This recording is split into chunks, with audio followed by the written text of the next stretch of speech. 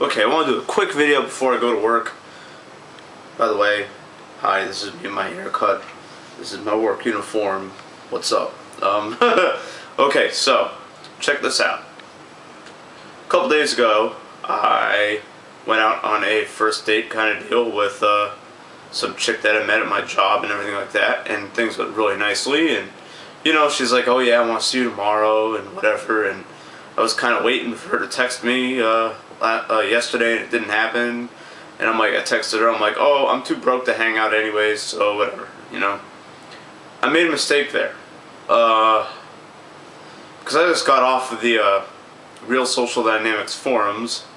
If you haven't heard of Real Social Dynamics, then I guess you haven't watched any of my favorite videos. And I mean, if you want to develop social skills and have a nice little love life, then you ought to take their advice if you aren't getting your supply of dateable women from your friends and family or from any other form of social capital that you currently own, if you have any. That's what I'm saying. If you don't, then definitely take their advice and take mine too. And I realized I made a mistake in doing that. So I go on this thread, and this thread is, you know, what's the difference between being persistent and being needy? And that's going into this subject of this video called, you know, yeah, Expectations versus Aspirations. Why you should be greedy, not needy. Okay. I was very needy for women back before I turned 25. Or even no, back before I started reading this little gem right here. Okay. Because I didn't really get to see many women, many girls. Those chicks who I dated, you know, really, they were very few and far between. It's not like tonight where I can go to work and I can see a girl that comes into my job and shops every day, and I can be friendly and mature and cool to her, and because I have a lot of fun at my job, I have this nice little fun little vibe to me whenever I go to work, and pretty much all the time if I'm not depressed. So now I can meet girls non-stop, and all I gotta do is just get the contact info, go on the first date, and all of a sudden, boom, it's on. You know what I mean? I didn't have that 7 years ago, 8 years ago. So I overvalued a lot. And when you do that, you come from a place where you need validation from women, from people, from accomplishments, from anything. And when you do that, you're not being yourself, okay? And then, of course, there's another thing, what they call in RSD called, I think like satisfying your ego, which means you're also needy, but you're being a little bit less, 1 ounce less needy than you were before, okay? What do I mean by all this? I mean that when you meet people, you draw out in your head, hopefully consciously. If it's unconscious, it means you need to develop more social skills, like I had to, and that will take a long time if you don't have really good social skills at the moment, and it's okay if you don't. No one's gonna I'm certainly not gonna judge you. No one's gonna judge you. No one should have the right to judge you if you have bad social skills. Okay? But when you meet somebody, you draw out aspirations, what you want from the said person, and expectations. Now, if you're not used to at least talking to a lot of women, or people in general, then you tend to overvalue. Why? Because you don't meet people enough. You say, in your own head, in an unconscious manner, which is hard to get a grasp of, when you first meet a chick, I'm just gonna speak in the I'm gonna come from the standpoint of a heterosexual male here, okay? When you meet a chick, you say and you don't meet them, you know, regularly, like I do at my job, you draw out in your head, you draw out expectations and aspirations, and your expectations will also be your aspirations. You want desperately, you need for them to be your new girlfriend. You need to have sex with them. Why? Because you may never have this chance again. So you better make it good. You know what I mean? So right then and there, you're pretty much overvaluing them. Okay? Is this a bad thing? Yeah, it is. I'm not gonna lie. It's not a good thing. Okay? When you're coming from the standpoint of being extremely needy and what they call an RSD, uncalibrated, okay? When you're not calibrated when you meet a woman, yes, it's not going to go well for you, because you'll go on that first date, or you will ask for her contact info, and all of a sudden she's your next girlfriend. You know what I mean? The girl I went out with Wednesday, you know, we had a lot of fun going out. I went bowling with the guys, and she tagged along, and you know, me and her were just, you know, we were fooling around and bowling at the same time. We had a lot of fun, and we kissed about like 5-6 times. It was ridiculous. Okay, we were grabbing each other, all that bullshit. Amazing times. Okay, but that doesn't mean she's my new girlfriend.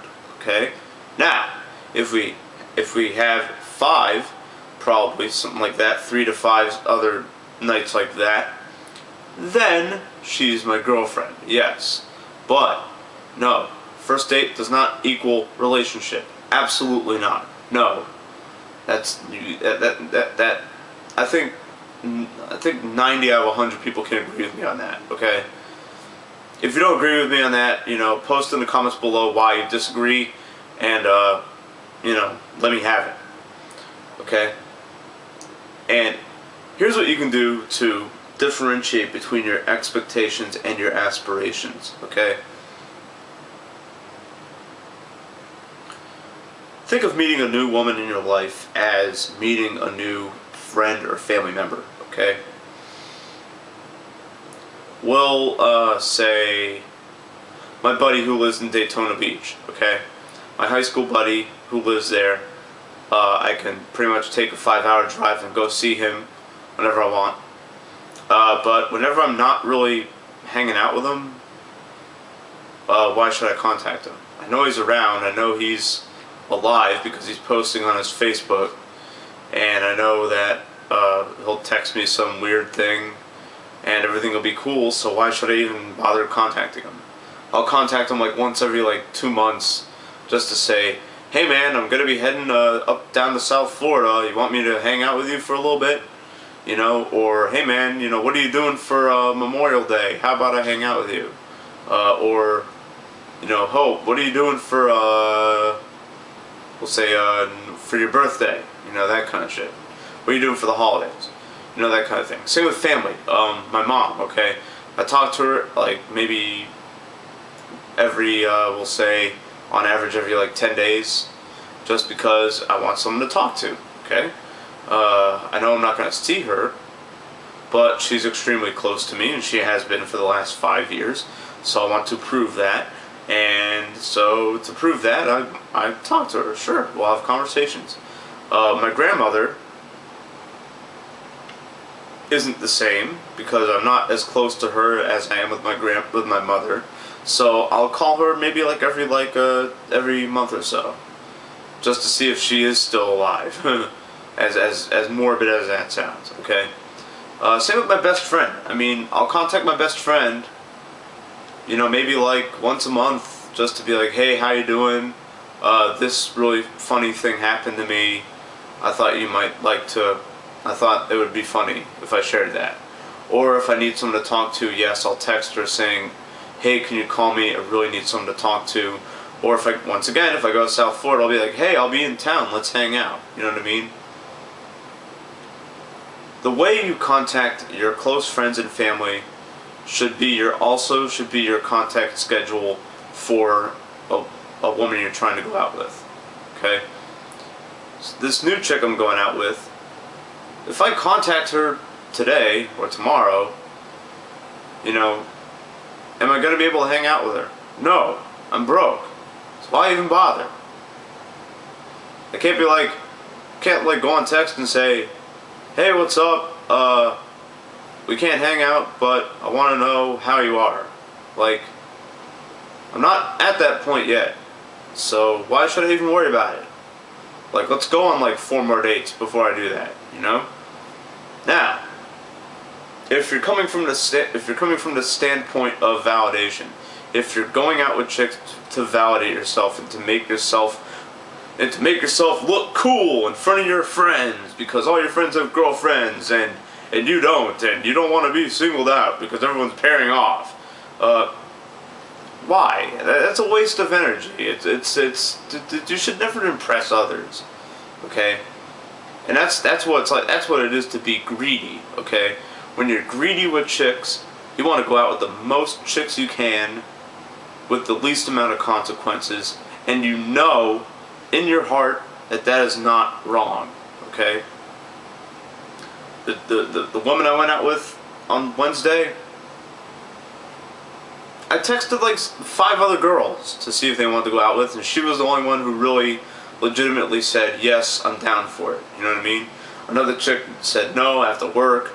Okay, 4. So it was one of 4. Alright, so the other, another chick said, no, I don't feel that great, so sorry, I can't. Another chick said, no, I have to work, but have a good time anyways. And 2 others didn't respond. Okay, so out of the 5, this one responded, and I said, okay, let's do this. There's nothing wrong with that. And you know what? Hey, next week, if she can't go out, and another one of those 5 girls that I texted can, guess who I'm going to go out with? I'm going to go out with the other 4 girls, one of the other 4. There's nothing wrong with that. That's what it's called being greedy. Being needy is expecting one of those 5 girls to go out with you. That's what we call being needy, because you need their attention to make you feel good about yourself. Wanting people's attention to feel good about yourself is bad. It is unhealthy. It's not something you need to get help for, but it's something that you need to address. I was an attention whore when I was 16 years old. And here, you want to know something really, like, I'm going to open up right now and kind of let you know what kind of stuff I used to say. I was 16 and a half when, I was about to turn 17 when the Columbine thing happened, okay? It was, April 99, so I was in 10th grade.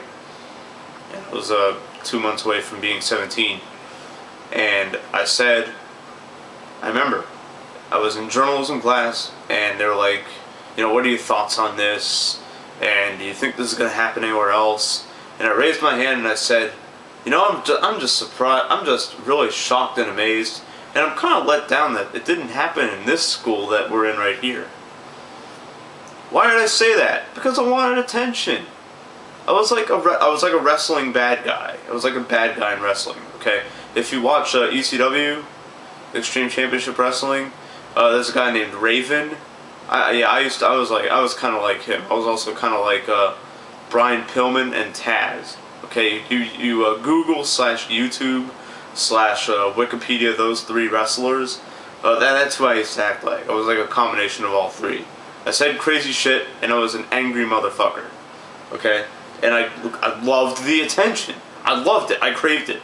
If I didn't get the attention, I didn't feel normal. I didn't. And then the year after, let me check my time. Very good. I have 5 minutes left. And then a year after, when I was in 11th grade, when I started to like girls, there was one chick. Okay, this is going to lead into it's going to lead into this one girl story. Everyone has the story where, the one that got away, or in my case, the one that didn't want to get anywhere near me. So I met this cheerleader, and I absolutely needed to go out with her. Like, I said to myself, okay, my buddies all have girlfriends, right? So if I go out with this chick, I'm going to be more popular, and then they will have to answer to me, and then they're going to love me even more, and it's going to be awesome. Fact of the matter is, they would have been my friend either way. But I didn't look at it like that. I looked at it like, must have popularity, must go out with cheerleader. If this doesn't happen, I'm not gonna feel normal. And guess what? I asked her out. She had a boyfriend. I'm like, oh, that's cool. I want to be friends with you anyways. And because I wasn't experienced with girls, with even talking to girls or fooling around with them, I did it my first time at 16, but that's a whole nother head case. That's a whole nother headache. Because I didn't have much experience, I thought that all my chances with every woman for my whole life just went down the toilet. Alright? And then I would start following her. I would start hanging out outside of her class. Ridiculous bullshit. Stuff that if I were to see that side of me come out, I would want to step outside myself and slap myself in the face. Like, it was terrible. That is what we call being needy. When you need the attention. When you absolutely must have the attention or else you do not feel normal. Now, being greedy is when you want a woman in your life, or you want something in your life, or a person in your life, and you don't need them for happiness, but if you had them, you would be 1 ounce happier. Is that hard? Is that a hard thing to do? Absolutely. Does that take years upon years? Especially with someone like me who used to have social anxiety. Does that take years upon years, possibly decades, to cultivate into your own personal values and beliefs? Yeah, it does. But guess what? When you do that, when you go from needy to greedy, when you're able to separate your expectations from your aspirations, one, you're going to get a lot better vibes from a lot more people, because you will not have that stigma around you that says, love me, I need love, because I don't love myself, and I think I hate myself, but I don't know, so I want you to tell me. You know what I mean? You won't be so loose, per se. You'll be solid. You'll be locked in. You'll be what they call centered. What I call centered. What RSD calls, I think RSD calls it grounded. You know. So there you go. Does that mean you shouldn't have any expectations for women at all? Absolutely not. All right, I have 5 minutes. Not even.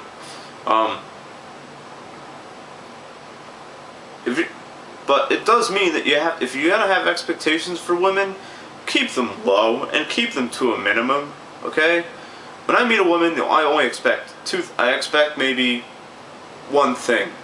That because I'm being friendly and polite and cool and mature most of the time, then I expect her to be friendly and mature as well.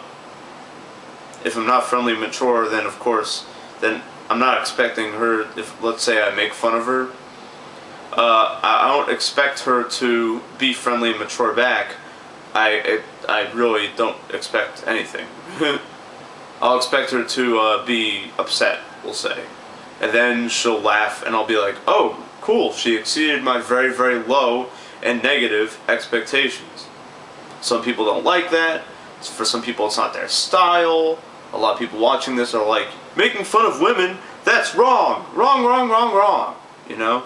And a lot of other guys will be like, make fun of women, I straight up call them bitches, asshole. You know, or something like that. But that's just my way. But main focus of this video: separate your aspirations from your aspirations from your expectations. Do it. And don't lie to yourself when you meet women. If you really do want them in your life, you can't need them in your life. It's the easiest way to lose them. Alright, I'm out of here. I gotta go to work. Peace.